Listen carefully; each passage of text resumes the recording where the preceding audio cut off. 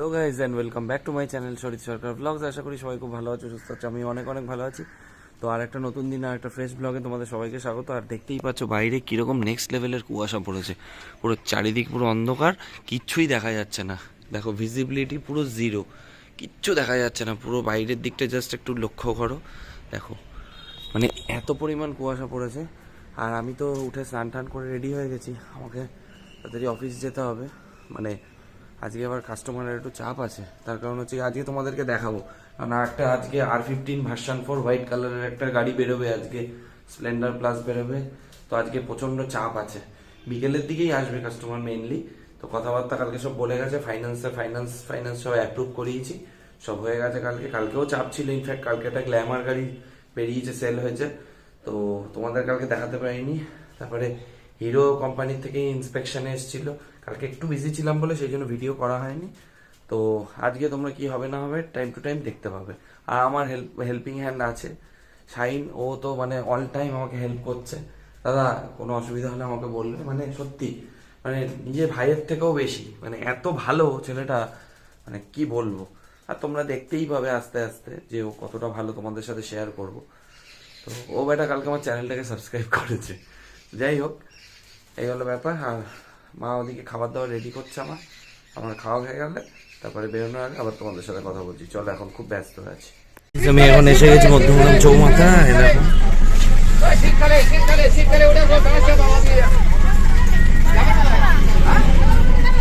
বসে আছি, বাসটা পেয়ে গেছি বলতলে। চলো যেতে যেতে কথা বলছি। তো গাইজ আমি চলে এসেছি আমার ডেস্টিনেশনে, আমার অফিসে। তো শাইনকে ফোন করেছিলাম, ও আসবে। ও আজকে বাইক নিয়ে আসবে না, কারণ ওর বাইক আজকে ওর ভাই নিয়ে যাবে। তো বললো দাদা আমি আজকে বাইকে আসছি না, আমি সাইকেলে আসছি, তুমি একটু দাঁড়াও, আমার একটু টাইম লাগবে। ঠিক আছে। আমি বাসটা পেয়ে গেছি বলে তাড়াতাড়ি আজকে পৌঁছে গেছি। তো আজকে সম্ভবত মোস্ট প্রবাবলি 2টো গাড়ি তো ডেলিভারি আজকে আছে, একটু চাপ আছে বিকেলের দিকে। তো কি হবে না হবে টাইম টু টাইম তোমাদের সাথে শেয়ার করবো। আমি না পারলেও আমি শাইনকে বলবো একটু ভিডিও করে দিই, ঠিক আছে? আর ডেলিভারির সময় ভিডিওটাও তোমাদের সাথে শেয়ার করবো অবশ্যই, ঠিক আছে? একজন হেল্পিং হ্যান্ড লাগবে, কারণ আজকে টাকা মানে কাউন্ট করতে লাগবে। আমি একা তো পুরো পেরে উঠবো না, প্রচুর চাপ থাকলে। দেখা যাক কাউকে পাঠাতে পারে কিনা। সুদীপকেও পাঠালেও হয়ে যাবে, যাকেই হোক পাঠাক, সুদীপকে পাঠাক বা ইমামুলকে পাঠাক, যাকেই পাঠাক হয়ে যাবে। দেখা যাক কি হয়, সবটা তোমরা দেখতে থাকো। তো গাইজ আমাদের শপ ওপেন হয়ে গেছে, আর ভাই আজকে এই কালারের গাড়িটা নিয়ে এসছে, নতুন গাড়ি। এই এক গাড়ি আজকে একটা বেরিয়ে যাবে, ওটা রেড আর ব্ল্যাকের ডুয়েল টোনে আছে, তো বেরিয়ে যাবে। হ্যাঁ, আমাদের শোরুমের জন্য কিছু চেয়ারও রিকোয়ারমেন্ট ছিল, তো নিয়ে এসছে। আর ওই গাড়ি সব এখন বেরোবে।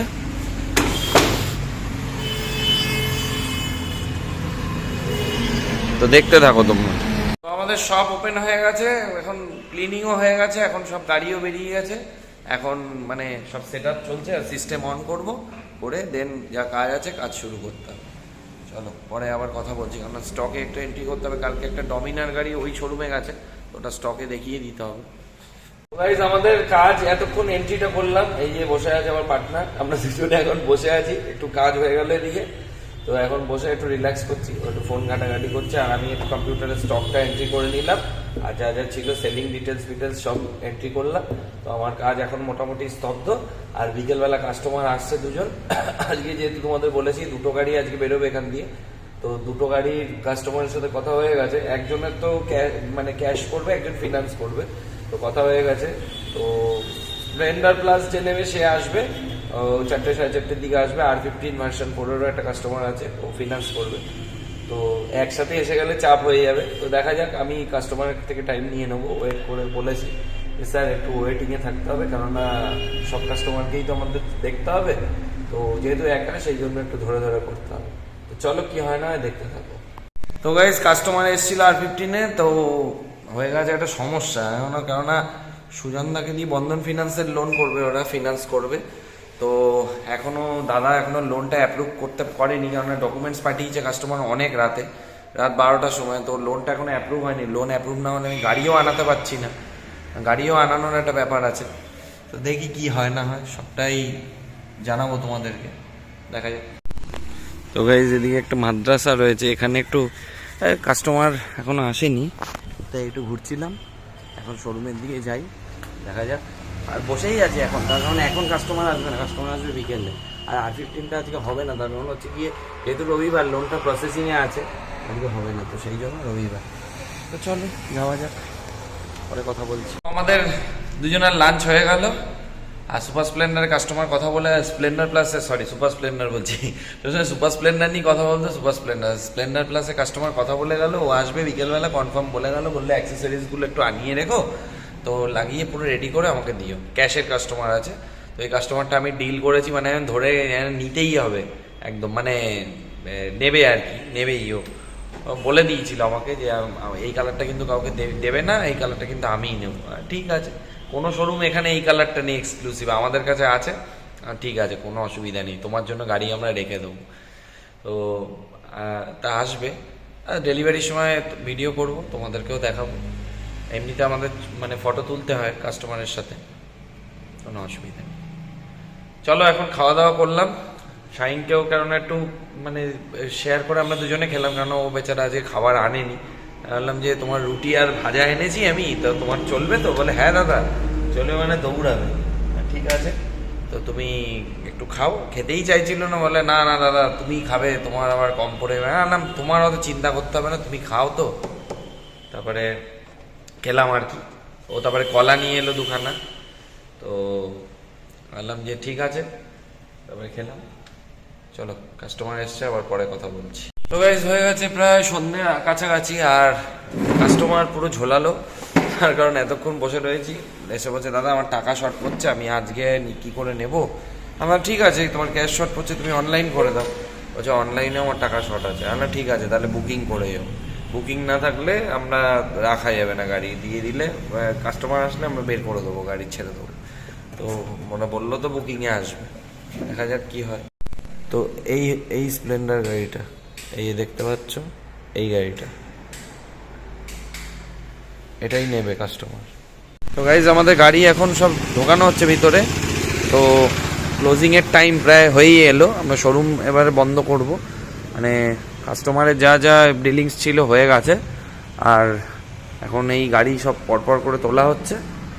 দেখতেই পাচ্ছ স্টকে আরও গাড়ি ঢুকছে। হ্যাঁ, এই হলো ব্যাপার। এই তো একাই 100 সব গাড়ি তুলে দিচ্ছে।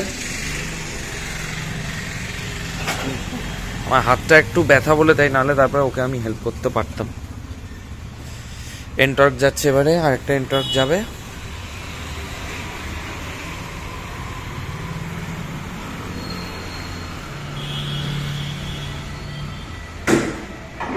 আমি চলে এসেছি অনেকক্ষণ আগে, আর আজকে হয়ে গেছে যা ব্লান্ডার, তোমাদেরকে আর কি বলবো। মানে কাস্টমার যে R15টা, ওটা কালকে গাড়িটা আমরা এনে রাখবো, আর আজকে যেহেতু মানে গাড়িটা মানে অ্যাভেলেবিলিটি ছিল না, আর লোনটা যেহেতু ছুটির দিন, লোনটা অ্যাপ্রুভ মানে স্যাংশন হয়নি, তো আজকে লোন অ্যাপ্রুভাল হয়ে গেছে। তো একদিন প্রসেসিংয়ে রয়েছে, জাস্ট কালকে সকাল হলেই সব কমপ্লিট।